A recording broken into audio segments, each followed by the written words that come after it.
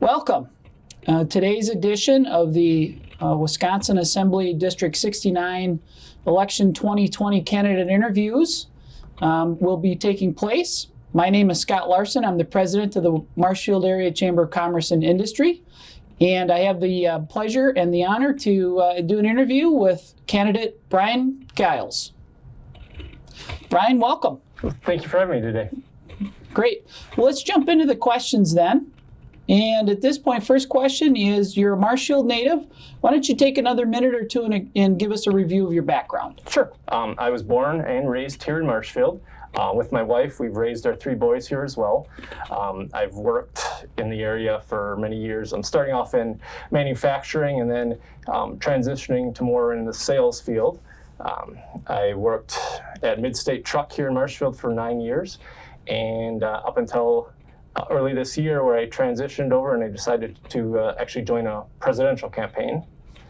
And I worked from there, and along with that, it's kind of where I decided to jump into this assembly race, and it kind of led to where we are today. Okay, great.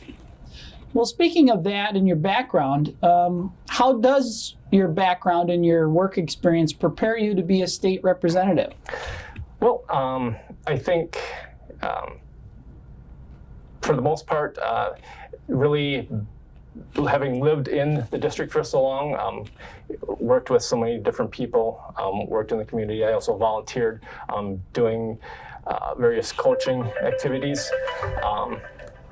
And also my experience volunteering, I volunteered for a lot of different campaigns for the past 18 years. Mm-hmm. I think that all plays into how helping me to represent this district. Okay. And with that, is there a particular reason that specifically drew your attention to running for office at this time? Yes. The main reason I really decided to jump into this race is I discovered that we've had 5 referendum votes in this district in the last few years. All have passed overwhelmingly with bipartisan support, but none of them have gotten a vote in Madison. We're talking about fair maps, which I think most everyone from both parties can agree is the way to go. Getting money out of politics, expanding healthcare, raising minimum wage, and legalizing medical marijuana. Like I said, all passed at least 70% in their district, which means support from both Democrats and Republicans, but none of them have got a vote in Madison, and that I just feel like we're not being represented. Okay. And that's why I really decided to jump in this race. Mentioning those issues in particular, then I'm assuming that those would probably play into this next question, which is, what do you see as the most important issues facing the state of Wisconsin at this time?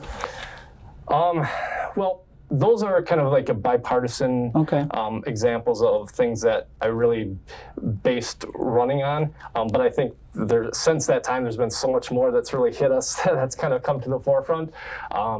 Obviously, the pandemic has been huge in how to handle that, both health-wise and economically.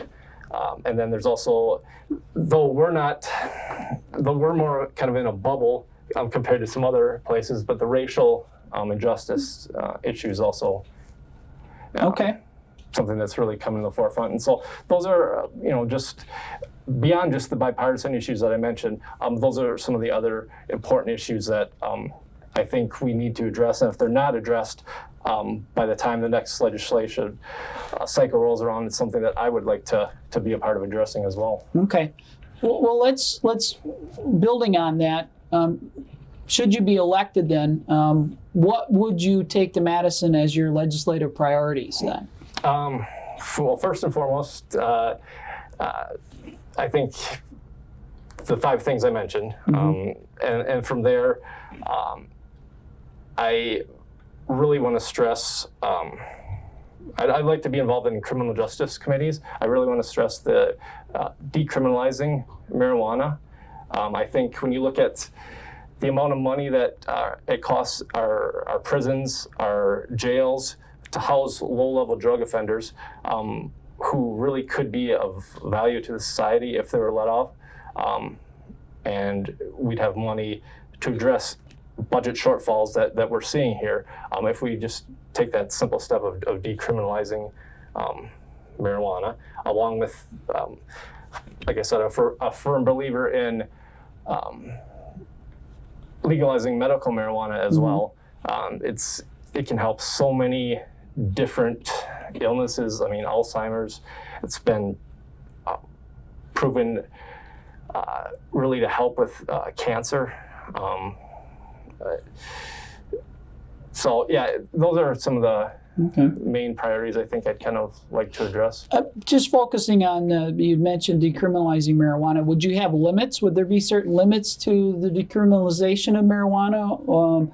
You have some different states that have different levels of utilization of marijuana. Do you foresee some sort of limits on that utilization? Yes.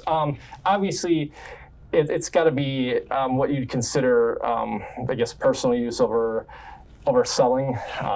So yeah, there would have to be some limits as to how much a person would be possessing to consider it under the Decriminalization Act. I mean, if you get on, the pounds and something like that, that's a completely different scenario. But just, we're talking like the low level people who just get caught with, the small amount of marijuana and their, lives are basically ruined for just that simple mistake. So. Okay. Would that have any impact on individuals who've been have prior convictions? Yes, I would also, yes, I would definitely also like to see records expunged. Like I said, it's, a mistake like that shouldn't cost them their future or future endeavors. It shouldn't have a major effect on them. So yeah, I would like to see records expunged as well. Okay. You'd mentioned this before. Obviously, we're in an era here dealing with the coronavirus, and with that, the Wisconsin economy has been significantly impacted by the effects of the coronavirus and the sheltering orders that came along with it. As a state representative, what actions, if any, do you think the legislature should pursue to aid in the recovery of the economy? Well, I definitely think we need to take a look at where that first round of money went.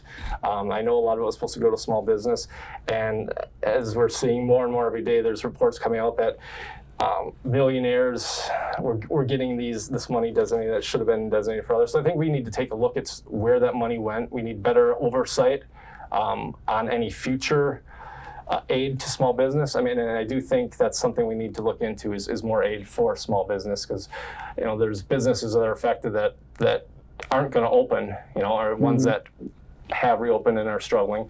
So I think definitely we need to look at aiding those small businesses, but also with oversight as to where that money is going. Okay, so you've oversight, some aid. Are there any other areas? So we're talking funds, anything from a regulatory standpoint or otherwise that you would see? Yeah, well, as you can see, I'm wearing my mask today, so I'm a firm believer, despite, the disinformation that's kind of floating around about whether masks help or do help. I mean, if you really study it, they do have a major impact. I've read somewhere where if you mandated wearing masks, which I'm actually a believer in, it would not only stop the spread, but economically it would be a tremendous benefit just by stopping the spread of it. And so I'm a firm believer. I see in other states start to mandate masks in public places, and I think it's a good idea, a step in the right direction.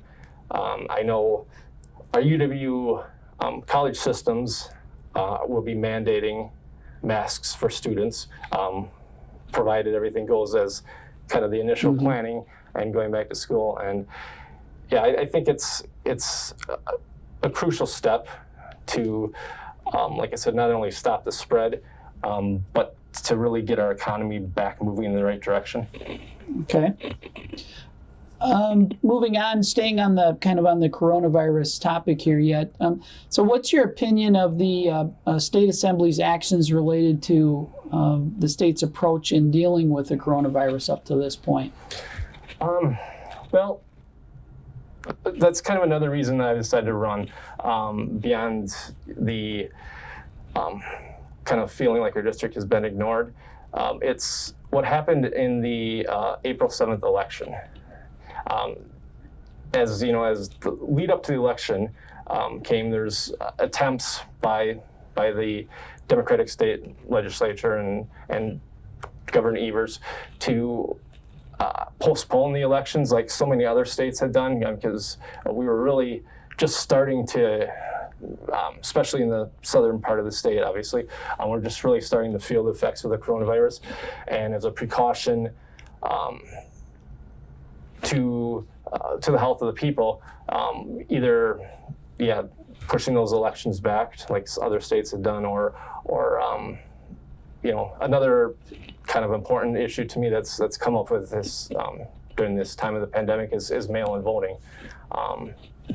I would definitely look to get some sort of mass mail-in voting to all registered voters. I think it's the safe way to still exercise your right to vote. Given that, do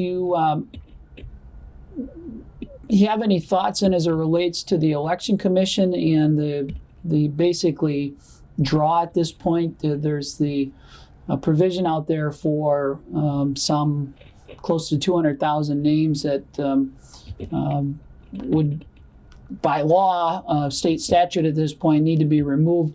What's your feeling on the actions that have been taken thus far by the elections board?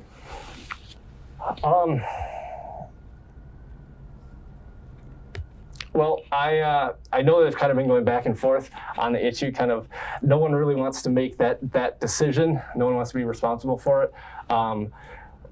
I think in the situation we're in with the pandemic, now is maybe not a time to really, at the last minute, take off, this many names off a voter roll, when it's already gonna be hard enough for people to vote if they can't. Like I said, I'm stressing mail-in ballots. Request your mail-in ballot. But if not everyone has people that can witness their signing, not everyone is comfortable on a computer to be able to go on and go online and request those. So I think we really need to concentrate right now on making sure everyone can vote and that they can do it safely. Okay. Let's change subjects here just a little bit. And another topic that's been very prominent in our news of late has been dealing with some of the race relations and policing rules and the like. So what's your opinion of the current calls and protests regarding the race relations? I've attended some of the different rallies. I've attended one in Wausau last month. I was involved in kind of setting up a march in conjunction with the Marshfield Police community event that they had. It's just to bring awareness that this is a problem. And like I've mentioned to numerous people I've talked to, I think right now the Marshall Police Department has the best police force in the area. I have no complaints with them, and I think most people feel the same way. But like I said earlier, sometimes I feel like in our community we're kind of in a bubble where we don't really realize why people are protesting, what they're protesting for, and I think sometimes it helps just to kind of educate the people, so they're not thinking it's just people running wild and then but it's a major issue. Maybe not an issue quite so much in our area, but that doesn't mean that it doesn't affect people in our area. As a follow-up question with that, what's your opinion then for some of these groups that are calling for, actually some cities that are taking action on abolishing their local police departments? I think that's a step too far. I think one of the problems we ran into when this first came about was people saying defund, and I think defund is the wrong kind of word to use. What people are doing, it's maybe allocate money in different areas and maybe take responsibility in certain things like nonviolent incidents out of the hands of police who sometimes are overworked now, and maybe their training doesn't necessarily work well with certain situations. So take some of that hassle out, or some of the problems that could arise from having them deal with that out of the equation, and give it to other people. I think that's more, reallocating is maybe a better word than defunding.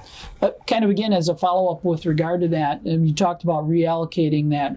Do you have any more specific police reforms that you would be an advocate for? I think, number one, we need to make sure that police, especially, it'd be helpful in our city if we can find the funds, but I think everyone who goes out on these possibly violent encounters, every police officer should have body cams on. It's something that protects not only the citizens, but protects the police also from something that could happen, or from something that someone could say this happened when it really didn't. So I think body cams are a good start. Maybe looking into some of the training that police officers get. I know some people have talked about more training, that sometimes there's just not enough. It's sometimes it's trying to get too many people pass through too quickly. So I think we need to look into maybe some of the length of educating, some of the different. Look into maybe some of the different tactics used. I know they've talked about limiting, getting rid of choke holds, and so I think all those different things are kind of a good starting point to look at in terms of police reform. And kind of the last follow-up question on that subject line there, then as a state representative, what do you think your role would be then, or the state legislature's role would be in helping to make those reforms? Well, I think it would be definitely important for, the Criminal Justice Committee, like I'd mentioned, one of the committees I would like to be a part of, to really draft more solid laws, and to place more uniformed laws for this district, for other districts, so everyone's doing things the same way, whether it's big city, small town. So I would really like to be involved in drafting those uniform laws and uniform regulations. Okay. Now, we talked about two things that have impacted certainly the state and have had an impact on the state's economy. As a state representative, you're going to be coming in, and one of the big items that'll be up in the responsibility of the state to work on will be a state budget, a biennium budget. So what do you think your priorities would be, or what do you think priorities would drive your relationship in helping to form that next state biennial budget? Well, another big thing that's really become a priority, I think, and I'm sure, parents who've been stuck home with kids for so long, having to educate them, having to deal with them, would agree, and it's public education. I know so often when it gets time for the budget to roll around, public education is one of the first things that seems to get cut, and I think if nothing else, the biggest thing we've learned from this pandemic is the importance of our teachers in public education. Teachers who don't, in my opinion, get paid what they're worth. And like I said, I think parents are starting to realize that more. Sure. Hopefully they realize that more after these last few months. And teachers who are short on supplies in a lot of areas, using books that are falling apart, using supplies, a lot of times having to buy their own supplies. So I think a big push for me for the budget is to make sure that not only is public education something that's not cut off the budget, but something that is prioritized for our budget. And along with that, I think another thing we learned is the need for better rural broadband service. Kids shouldn't have to go to a McDonald's and sit in the parking lot to do their homework if they're, if we're still in this same situation where, there's more online learning involved. So I think we definitely have to look into ways to improve our rural broadband, and that's a big factor in our area with a lot of the small towns.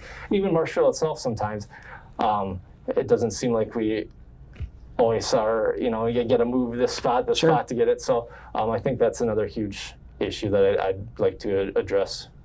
Just staying on that broadband topic, because certainly from the business community standpoint, you're right, we're finding out that the coronavirus really intensified the need for sufficient broadband service. What do you think the role of the state legislature would be in helping to improve that circumstance throughout the state of Wisconsin? I think we have to put some more pressure on broadband companies. Right now, they take into consideration how many people, how many households are in the area that they're looking to put service to, and I think you have to maybe put more pressure on them to lower those standards, population-wise, or I know they don't always count all the people in a household, and you need to do that. You need to do whatever you can to bring that number up to be able to get that service to those rural areas. Okay. Well, with that then, let's go to the part here, closing comments. So go ahead and mention what you'd like to. Also, please include how people can learn more about your websites, your Facebook pages, and that, where they can get more information on you as a candidate. Yes, definitely. Again, I'd like to stress that the reason I'm running is because I want to be a voice for the district that I feel has been ignored for too long. We need to pass these bipartisan issues right away, as well as a lot of other important issues that are really affecting us, due to the pandemic, due to racial injustice. I'd like to address all those. If you'd like to learn more about my policies platforms, I do have a website. It's briangilesforassembly.com, as well as I also have a Facebook page. Again, Brian Giles for Assembly on Facebook. You get contact information. You get what policies are important to me, what I'm working on, and you can also find email, phone, any way to contact me. I'd like to really stress too that any issue that anyone in the district has felt hasn't been addressed, either by myself in my policies, or hasn't been addressed in the past, and it's important to you, reach out to me, let me know. That's how we can get things done. All right, great. Appreciate thank you for taking some time to be with us and explain your positions. We appreciate that very much.